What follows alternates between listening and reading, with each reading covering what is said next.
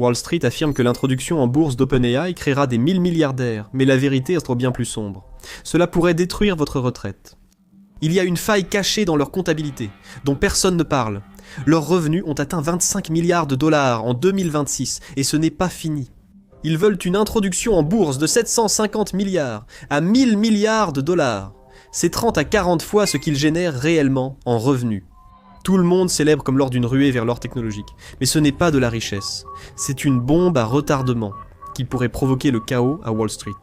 La valorisation d'OpenAI lors de son introduction en bourse dépasse toutes les normes des entreprises de logiciels.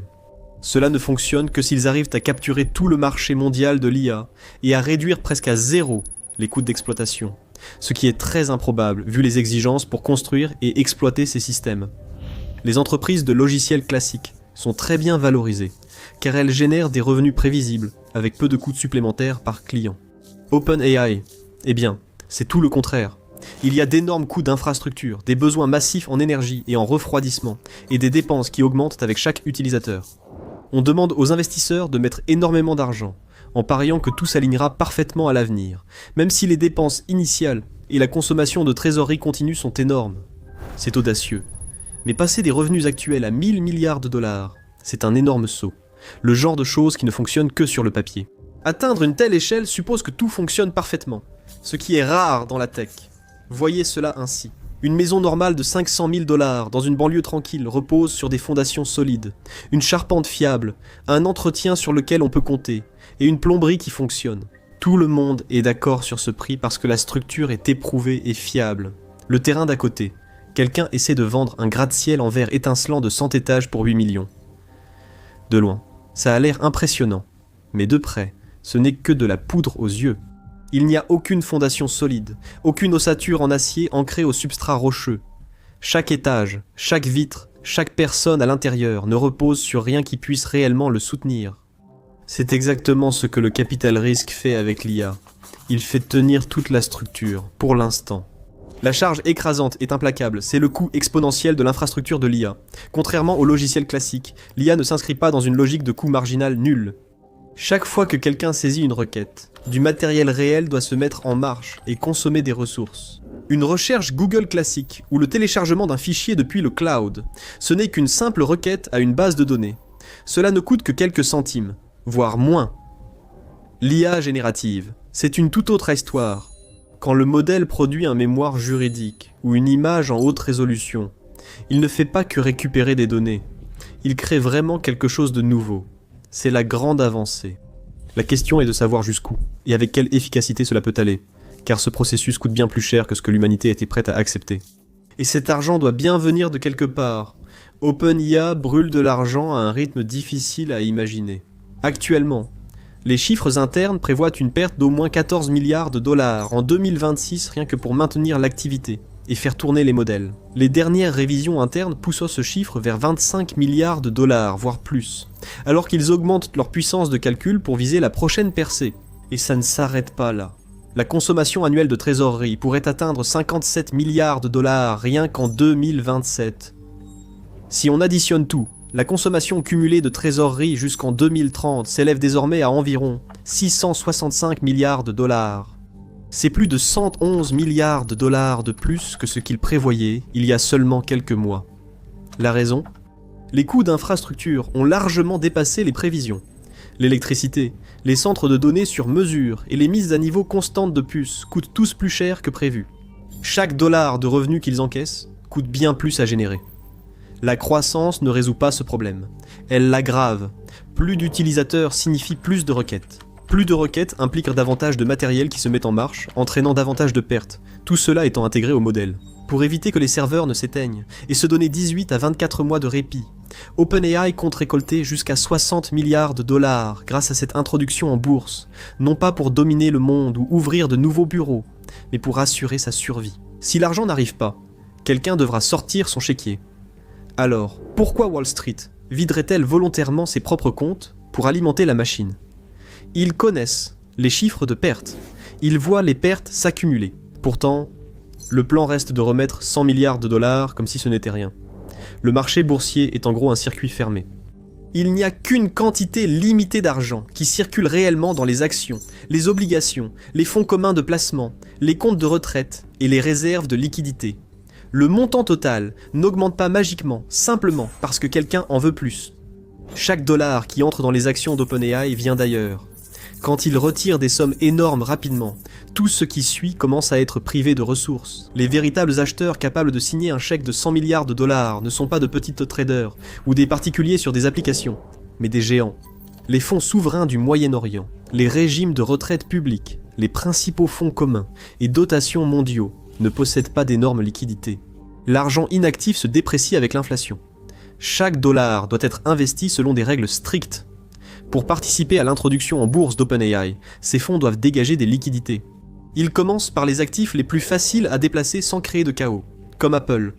L'action Apple est très liquide, avec des millions d'actions échangées chaque jour. Donc, les fonds vendent de gros blocs, et le prix baisse presque aussitôt.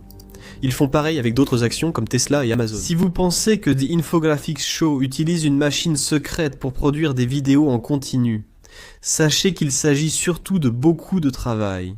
Chaque scène et chaque graphique doit venir de quelque part, et créer tout cela à partir de zéro peut prendre des heures. C'est exactement pourquoi les outils qui accélèrent le processus sont importants. Et cela nous amène à Storyblocks. Storyblocks est une bibliothèque créative tout en un, remplie de séquences vidéo, d'animations graphiques, de modèles et d'incrustations. Donc, au lieu de créer chaque graphique à partir de zéro comme un maniaque privé de sommeil, vous pouvez prendre des éléments déjà soignés, les personnaliser et continuer d'avancer. Leur voix off IA, propulsée par Eleven Labs, peut générer une narration au son naturel. Si vous avez besoin d'une voix rapidement et que je ne suis pas disponible, l'humanité a prévu un plan de secours. Pour des visuels personnalisés, leurs outils de montage vidéo IA, alimentés par Runway, permettent de générer et d'ajuster des éléments rapidement tout en gardant le contrôle. De plus, vous accédez à des milliers de modèles dans des programmes populaires comme Premiere et After Effects, où la plupart des créateurs montent et ajoutent leurs effets visuels. Storyblocks vous donne accès à une immense bibliothèque de ressources, et avec un seul abonnement, vous pouvez télécharger un contenu illimité. C'est une option incroyablement économique. Donc, si vous voulez commencer à créer de meilleures vidéos vous-même, rendez-vous sur le lien dans la description ou scannez le code QR à l'écran. Profitez de 15% de réduction sur tout abonnement annuel pour une durée limitée. Et l'offre se termine bientôt. Alors vous devriez agir rapidement. Commencez à créer de meilleures histoires. Maintenant, revenons à l'épisode. Les gestionnaires déplacent l'argent des valeurs sûres du commerce en ligne vers la nouvelle tendance dont tout le monde parle. Ce ne sont pas des transactions en douceur. De fortes ventes apparaissent sur le marché. Les prix baissent. Le rééquilibrage forcé touche tous les portefeuilles.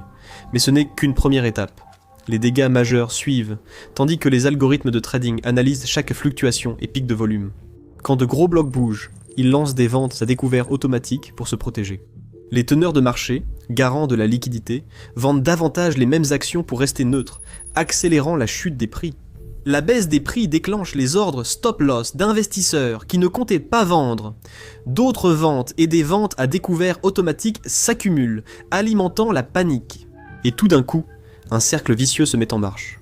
Des entreprises solides et rentables, celles qui gagnent réellement de l'argent année après année, et qui soutiennent la plupart des plans 401K et des retraites, sont vendues simplement pour financer le nouvel arrivant. L'argent est retiré des valeurs sûres pour couvrir les besoins d'une entreprise qui perd des milliards. La tech ne s'effondre pas parce que les bénéfices sont faibles. Le manque de liquidité causé par le financement des introductions en bourse provoque un effondrement du marché. C'est pourquoi l'introduction en bourse d'OpenAI risque de faire exploser la bourse. Le mécanisme de financement détruit déjà de la valeur ailleurs, avant même que les actions soient largement échangées. La fuite de liquidité est bien réelle, et le soi-disant filet de sécurité sur lequel tout le monde compte, eh bien, c'est le prochain sur la liste. La fuite de liquidité est brutale. Les grands fonds se débarrassent d'Apple, Tesla et Amazon pour réunir des milliards pour OpenAI. Ça va faire baisser certains cours à court terme, mais les Magnificent Seven, ce sont des monstres. Microsoft et Nvidia pèsent des milliers de milliards de capitalisation boursière, avec des bilans solides, de vastes ressources et d'importants flux de trésorerie. Elles absorberont le choc et pourraient soutenir OpenAI si besoin.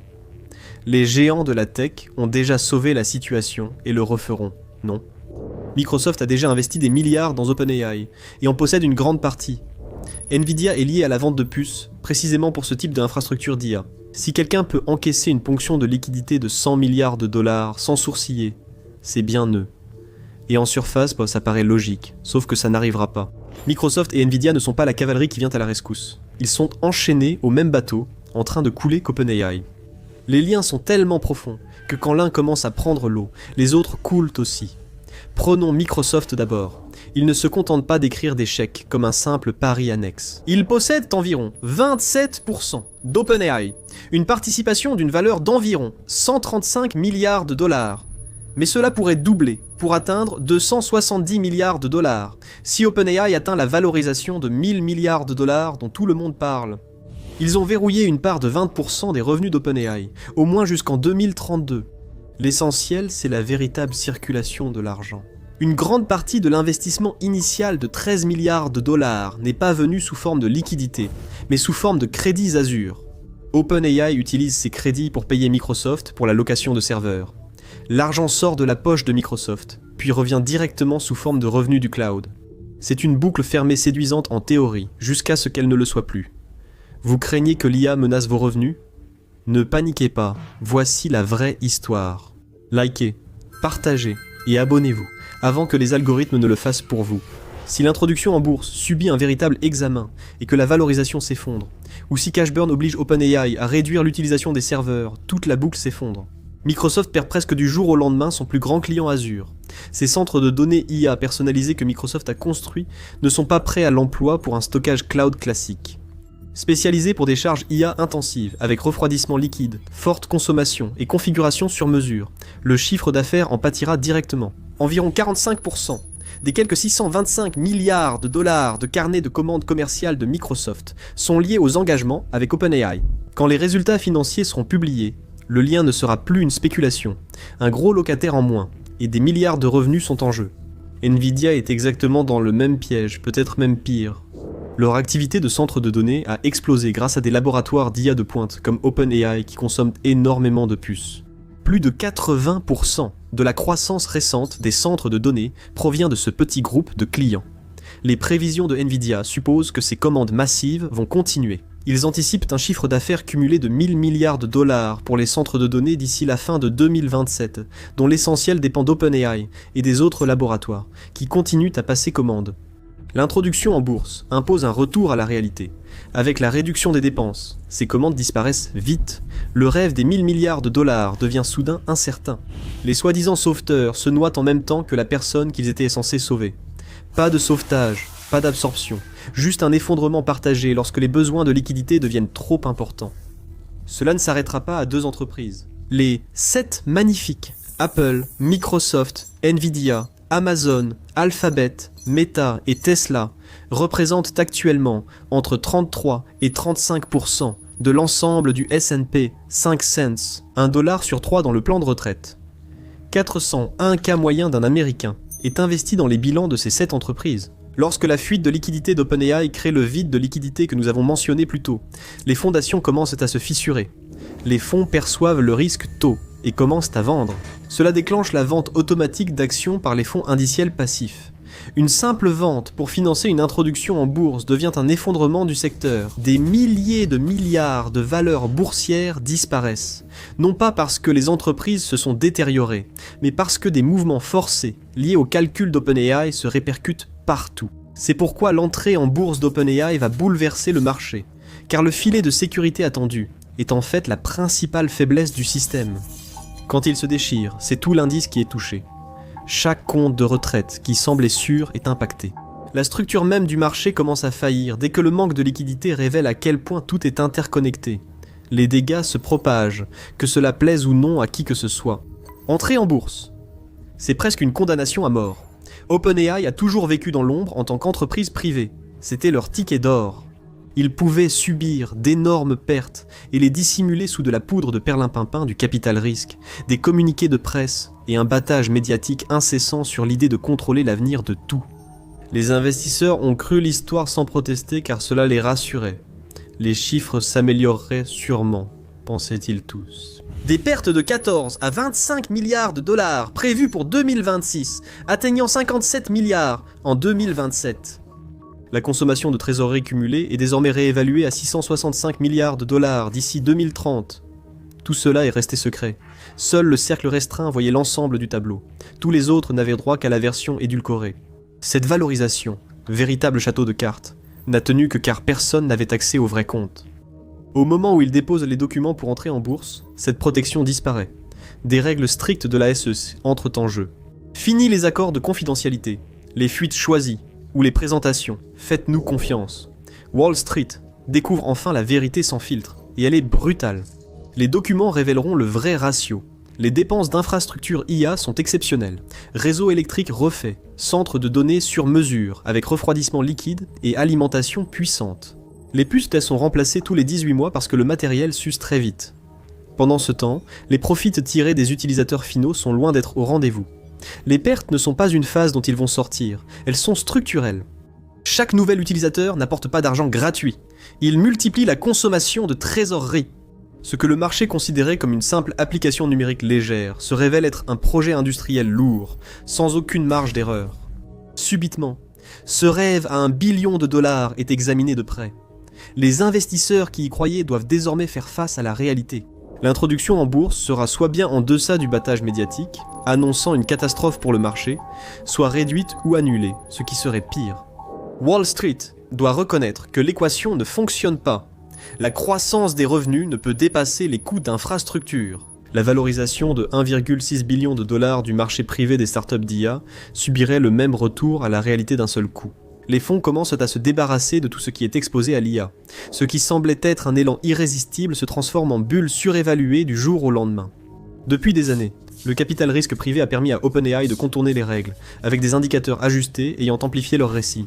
Des dépenses monstrueuses étaient dissimulées sous l'étiquette vague de R et D. Ils vendirent le rêve de marges logicielles vertigineuses.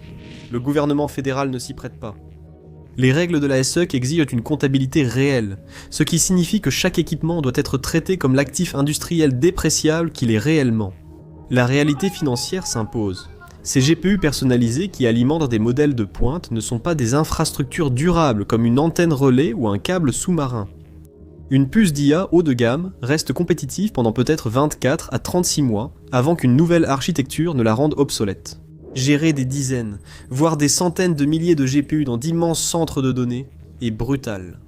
Les rapports financiers devront afficher des milliards de dépréciation d'équipements chaque trimestre.